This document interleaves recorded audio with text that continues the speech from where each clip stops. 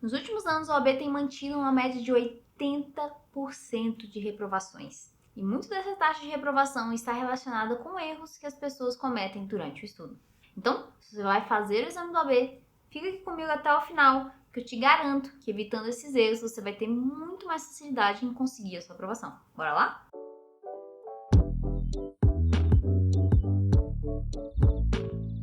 Bem, depois de tantos anos ajudando pessoas a passar nesse exame, eu percebi 5 erros que muita gente comete e que tornam a prova do OAB quase uma missão impossível. O pior disso tudo é que eu não vejo ninguém falando sobre esses 5 erros por aí. Então, o meu objetivo nesse vídeo é que você entenda bem esses problemas para poder evitar eles aí no seu estudo e ter mais facilidade de passar nessa prova, ok? Mas, antes de explicar esses 5 erros, me faz um pequeno favor. O YouTube só entende que esse vídeo foi criado para te ajudar quando você dá um like nele e se inscreve no canal. Então me ajuda a continuar te ajudando. Só dar um like e se inscrever no canal, ok? Bem, o primeiro grande erro que as pessoas cometem no preparo é tentar revisar 5 anos de direito em alguns meses. A verdade é que o tempo de estudo para o OAB é bem limitado e a grande maioria das pessoas começa a estudar com menos de 120 dias para a prova. Porém, o grande problema é que normalmente a pessoa pensa que fazer um bom estudo é arrumar um jeito de revisar tudo que viu na faculdade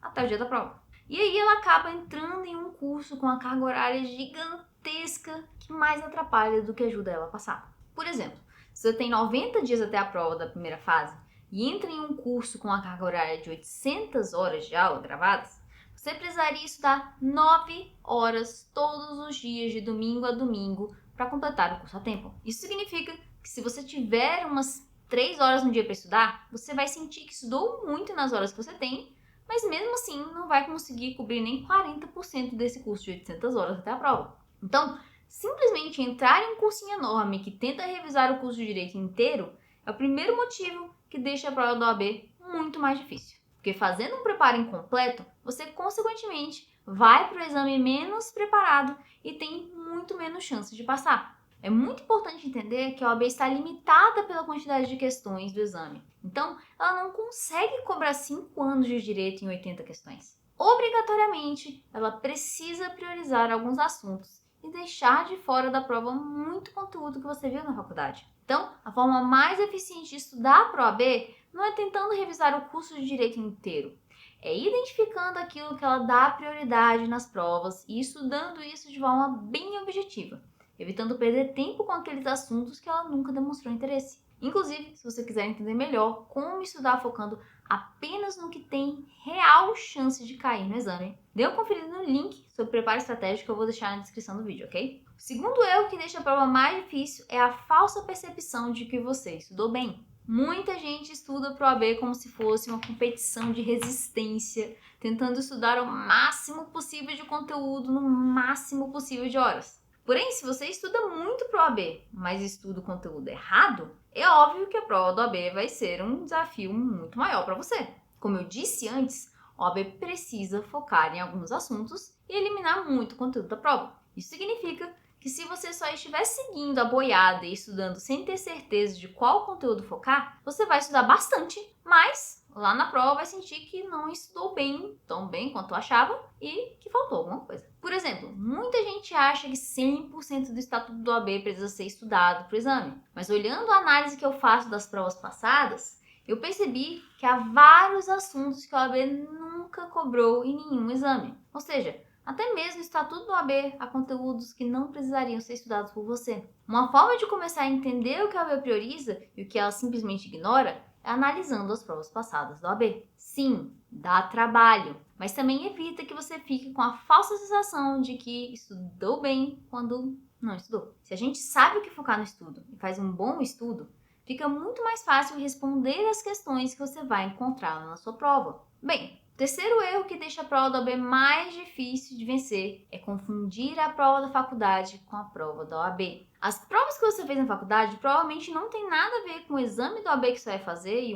o motivo disso é que a prova da OAB possui questões multidisciplinares e que dependem de uma ótima interpretação. Então, é comum encontrar questões que parecem ser de uma matéria, quando na verdade está tratando de outra matéria ou que requer conhecimento de mais de uma área para serem respondidas com total clareza. Por isso, não dá para sair de casa achando que você treinou 5 anos com provas na faculdade e que o exame do OAB será apenas mais uma provinha que você vai fazer. É justamente por causa desse erro aqui que os alunos do meu método fazem um estudo mais ativo em contato direto com a lei seca e com a prática de questões do exame. Porque assim a pessoa se acostuma com a forma que a OAB cobra o conteúdo e também se acostuma com a fonte de onde a OAB tira todas as questões de direito da prova, que é da própria lei seca. Então, na hora do estudo, faça um trabalho de pesquisa. Pegue as provas passadas do OAB, veja como as questões são estruturadas e, se possível, tente fazer essas provas em casa.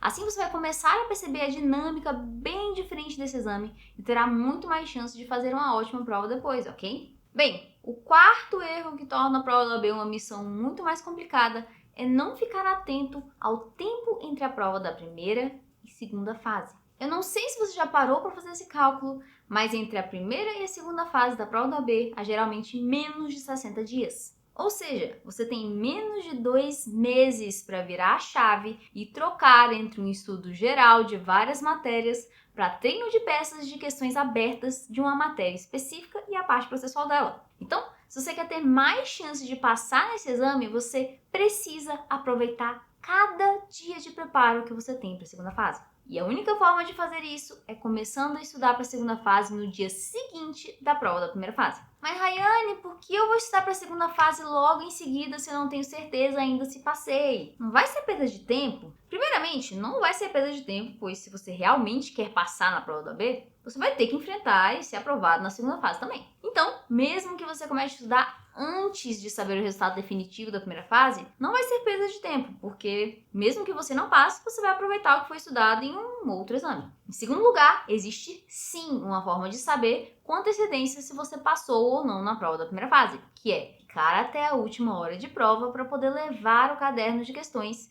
e comparar com o gabarito preliminar no dia seguinte. Fazendo isso, você vai saber logo no dia seguinte da prova da primeira fase se passou ou se pelo menos tem chance de passar. Se passou, ótimo, comece a estudar para a segunda fase. Se faltou no máximo uns 2 pontinhos, você ainda tem chance caso a OAB anule alguma questão. Então, comece a estudar para a segunda fase também. O mais importante aqui é que você não deixe para estudar para a segunda fase apenas quando sair o resultado definitivo da primeira fase. Porque se você fizer isso, você terá menos de 30 dias para estudar.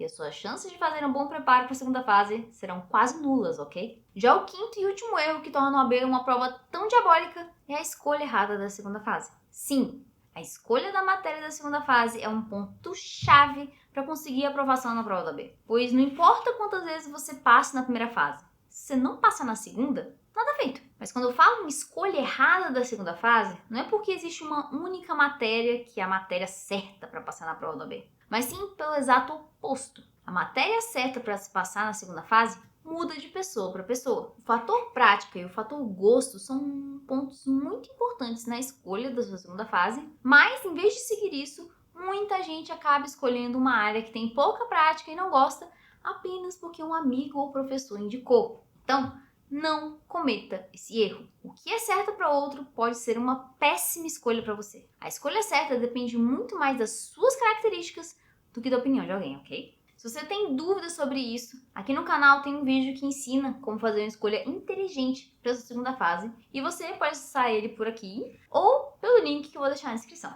Enfim, evitando esses 5 erros que eu falei, você com toda certeza terá um preparo melhor e muito mais chances de não fazer parte dessa estatística altíssima de reprovação do OAB. É importante entender que a aprovação do OAB não tem nada a ver com engolir conteúdo até cair no sono. Tem muito mais a ver com saber o que estudar e estudar isso de forma inteligente e estratégica. E é exatamente esse tipo de estudo estratégico e eficiente que eu ensino para os meus alunos na turma do meu método. Então, se quiser conhecer um pouco mais sobre como funciona essa minha forma de preparo, que aprova centenas de pessoas todos os exames, é só acessar o link que eu vou deixar na descrição, ok? É isso! Espero que essas dicas ajudem você no seu preparo e que a gente se veja em outros vídeos aqui no canal ou lá na turma do meu método. Até mais!